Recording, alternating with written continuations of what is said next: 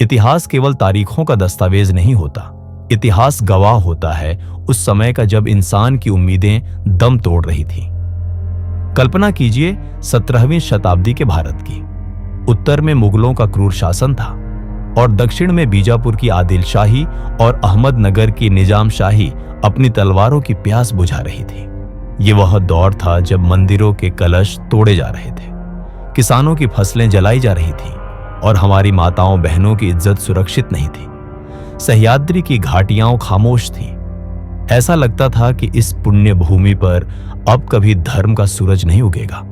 गुलामी केवल एक शब्द नहीं बल्कि नियति बन चुकी थी, लेकिन नियति को बदलने के लिए ईश्वर को अवतार लेने की जरूरत नहीं पड़ी। इसी मिट्टी से एक ऐसे इंसान ने जन्म लिया जिसने मुट्ठी भर किसानों को योद्धा बना दिया, जिसने सिखाया कि अगर रीढ़ की हड्डी सीधी हो तो तख्त भी झुक जाते हैं। ये कहानी किसी राजा की नहीं है, ये कहानी है उस विचार की जिसे दुनिया स्वराज्य कहती है। ये कहानी है छत्रपति शिवाजी महाराज की। कहानी शुरू होती है 19 फरवरी 1630 को पुणे के झुन्नर के पास शिवनेरी किले में।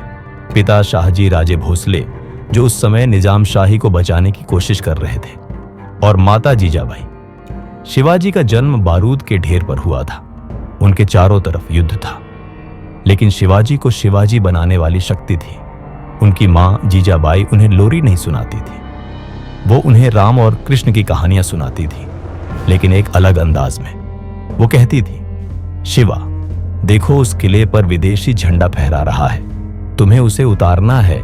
पुणे उस समय उजड़ा हुआ था।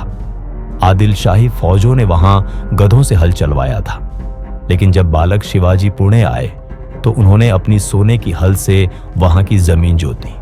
यह संकेत था नवनिर्माण का। उनके गुरु दादाजी कोंडदेव ने उन्हें तलवार चलाना सिखाया, लेकिन जीजाबाई ने सिखाया कि तलवार कब चलानी है। 1645 का साल रायरेश्वर का मंदिर। 15 साल का एक लड़का अपने दोस्तों के साथ खड़ा था। उसने अपनी छोटी उंगली काटी और शिवलिंग पर रक्त चढ़ाकर कसम खाई, आज से यह जीवन मेरा नहीं, यह जीवन हिंदवी स्वराज्य का है। यह कोई साधारण शपथ नहीं थी, यह भारत के भाग्य बदलने की शुरुआत थी। शिवाजी महाराज ने तोरणा, कोंडाणा और पुरंदर जैसे किले जीतना शुरू किया। बीजापुर की बड़ी बेगम के लिए यह अपमान की बात थी। उसने दरबार में पूछा, कौन लाएगा उस पहाड़ी चूहे को पकड़कर? एक विशालकाय दैत्य खदधा हुआ, अफजल खान, जिसने अपने ही 63 पत्नियों को मार डाला था ताकि उसकी मौत के बाद वे किसी और की न हो सके। अफजल खान 12,000 की घुड़सवार सेना और 10,000 पैदल सैनिक लेकर चला। खान जानता था कि शिवाजी पहाड़ों से नीचे नहीं आएंगे, इसलिए उसने तुलजापुर भवानी और पंढरपुर के मंदिरों को तोड़ना शुरू किया। वह चाहता था कि शिवाजी गुस्से में आकर गलती करे, लेकिन महाराज का संयम असीम था। उन्होंने खान को जावली के घने जंगलों में प्रतापगढ़ के नीचे बुलाया। तारीख 10 नवंबर 1659, दोपहर का समय। खान ने निहत्थे मिलने का नाटक किया। शिवाजी महाराज भी तैयार थे, सिर पर जिरेटोप, अंदर लोहे का चिलखत और हाथ में छिपा हुआ वाघनख। खान ने कहा, आओ शिवा, गले मिलो। जैसे ही खान ने उन्हें भींचा और अपनी कटार निकालकर महाराज की पीठ पर वार किया। खच आवाज हुई, लेकिन कटार चिलखत से टकराकर फिसल गई। उसी क्षण महाराज ने अपने वाघनख खान के पेट में उतार दिए। खान चिल्लाया, दगा दगा, लेकिन यह दगा नहीं था, यह धर्म युद्ध था। सैयद बांडा ने महाराज पर वार किया, लेकिन जीव महाला ने उसका हाथ काट दिया। यहां से वह कहावत बनी, होता जीवा म्हणून वाचला शिवा। इसके बाद जो हुआ वह युद्ध नहीं, संहार था। मराठों ने आदिल शाही फौज को गाजर मूली की तरह काट दिया। अफजल खान की मौत के बाद बीजापुर पागल हो गया। इस बार सिद्दी जौहर ने पन्हाला किले को घेर लिया। 4 महीने बीत गए, रसद खत्म हो रही थी। बाहर 15,000 की फौज, अंदर कुछ 100 मराठे। एक योजना बनी। आषाढ़ की तूफानी रात में, जब हाथ को हाथ नहीं सूझ रहा था, महाराज किले से निकल भागे, लेकिन दुश्मन को खबर लग गई। पीछा शुरू हुआ। आगे महाराज और उनके 600 मावले, पीछे हजारों की फौज। वे पहुंचे घोड़खिंड। विशालगढ़ अभी भी कुछ कोस दूर था। बाजी प्रभु देशपांडे ने महाराज को रोका। उन्होंने कहा, राजे, आप आगे जाइए। अगर आप नहीं बचे तो स्वराज्य नहीं बचेगा। मैं इस खिंड को तब तक नहीं छोड़ूंगा जब तक आप विशालगढ़ नहीं पहुंच जाते। महाराज भारी मन से आगे बढ़े। बाजी प्रभु और 300 मावले मौत की दीवार बनकर खड़े हो गए। सुबह से दोपहर, दोपहर से शाम बाजी प्रभु लट-ढते रहे। उनका शरीर छलनी हो गया था, लेकिन उन्होंने यमराज को भी रोक रखा था। जैसे ही विशालगढ़ से 5 तोपों की आवाज आई, धूम धूम धूम, कि राजा सुरक्षित पहुंच गए हैं। बाजी प्रभु ने आसमान की ओर देखा, मुस्कुराए और अपने प्राण त्याग दिए। उनके खून से वह खिंड पावन हो गई। आज उसे हम पावन खिंड कहते हैं। अब तक लड़ाई पड़ोसियों से थी, अब लड़ाई दिल्ली के तख्त से थी। औरंगजेब ने अपने मामा शाइस्ता खान को भेजा। शाइस्ता खान ने पुणे के लाल महल पर कब्जा कर लिया, वही महल जहां शिवाजी महाराज का बचपन बीता था। शिवाजी महाराज ने सोचा, मेरे ही घर में घुसकर मुझे चुनौती। रमजान का महीना था। महाराज बारात के भेष में पुणे में घुसे। आधी रात को जब सब सो रहे थे, उन्होंने लाल महल की दीवार तोड़ी, सीधा शाइस्ता खान के शयन कक्ष में। खान जान बचाने के लिए खिड़की से कूदा। महाराज ने तलवार चलाई।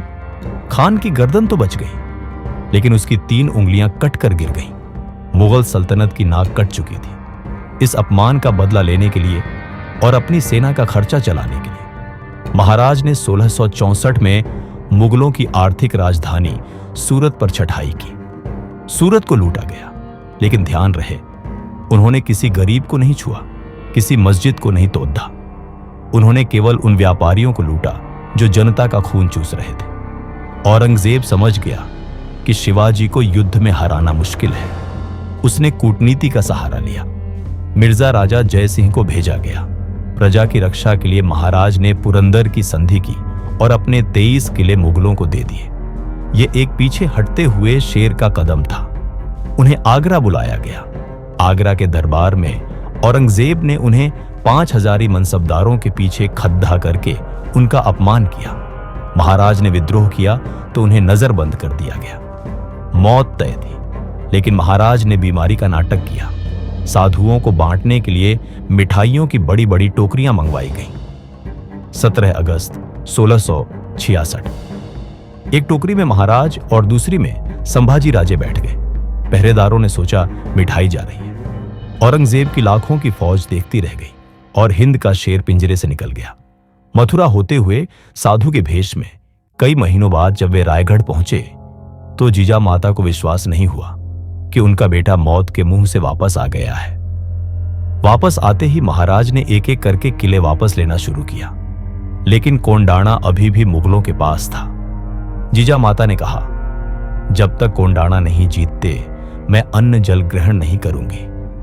तानाजी मालुसरे अपने बेटे की शादी का न्योता देने आए थे, लेकिन आदेश मिलते ही उन्होंने कहा, पहले कोंडाणा की शादी, फिर मेरे बेटे रायबा की शादी। रात के अंधेरे में उस सीधी खद्दी चट्टान पर चढ़कर तानाजी ने मुगलों से युद्ध किया। उदयभान राठौड़ से लड़ते हुए वे शहीद हो गए। किले पर भगवा फहराया, लेकिन महाराज रो पड़े। गढ़ आला पण सिंह गेला, गढ़ तो आया लेकिन मेरा शेर चला गया। 6 जून 1674, वह दिन जब सदियों की गुलामी का कलंक मिटा। गागा भट्ट ने वेद मंत्रों के साथ शिवाजी राजे का राज्य अभिषेक किया। वे बने क्षत्रिय कुलावंतस सिंहासनाधीश्वर छत्रपति शिवाजी महाराज। ये केवल एक राजा का तिलक नहीं था, ये घोषणा थी कि हिंदू अब गुलाम नहीं बल्कि शासक है। राजा बनने के बाद भी वे रुके नहीं। उन्होंने दक्षिण दिग्विजय किया और तंजावुर तक भगवा फहराया, लेकिन उनकी असली विरासत उनके युद्ध नहीं, उनका प्रशासन था, रैयतवारी व्यवस्था। उन्होंने जमींदारों की मनमानी खत्म की और किसानों को जमीन का मालिक बनाया। नौसेना, वे भारत के पहले राजा थे जिन्होंने समझा कि जिसके पास समंदर है उसी का राज्य है। उन्होंने सिंधुदुर्ग जैसे जलदुर्ग बनाए और अंग्रेजों पुर्तगालियों को टक्कर दी। महिलाओं का सम्मान, एक बार कल्याण के सूबेदार की पुत्र वधू को उनके सैनिक पकड़ लाए। महाराज ने उन्हें मां का दर्जा दिया और सम्मान के साथ वापस भेजा। उन्होंने अपने सैनिकों को सख्त आदेश दिया था, युद्ध में किसी भी औरत, मस्जिद या कुरान को नुकसान नहीं पहुंचाया जाएगा। यही बात उन्हें एक लुटेरे नहीं बल्कि एक महानायक बनाती है। 3 अप्रैल 1680 बीमारी के कारण सह्याद्री का यह शेर हमेशा के लिए सो गया। औरंगजेब खुश हुआ। उसे लगा मराठा खत्म हो जाएंगे, लेकिन वह गलत था। शिवाजी महाराज ने एक राज्य नहीं, एक मिसाल कायम की थी। उनके जाने के बाद उनके बेटे संभाजी महाराज ने 9 साल तक मुगलों को लोहे के चने छपवाए, फिर राजा राम और फिर ताराबाई। यह युद्ध 27 साल चला और अंत में औरंगजेब की कब्र उसी दक्कन की मिट्टी में खुदी जिसे वह जीतने आया था। आज 350 साल बाद भी जब हम जय शिवाजी का नारा लगाते हैं तो हमारा खून खौल उठता है। वे हमें सिखाते हैं कि दुश्मन चाहे कितना भी बड़ा क्यों ना हो, अगर नीति, नियत और साहस पक्का हो तो विजय निश्चित है। छत्रपति शिवाजी महाराज केवल एक नाम नहीं, एक मंत्र है, एक ऐसा सूरज जो कभी अस्त नहीं होगा। जय भवानी, जय शिवाजी।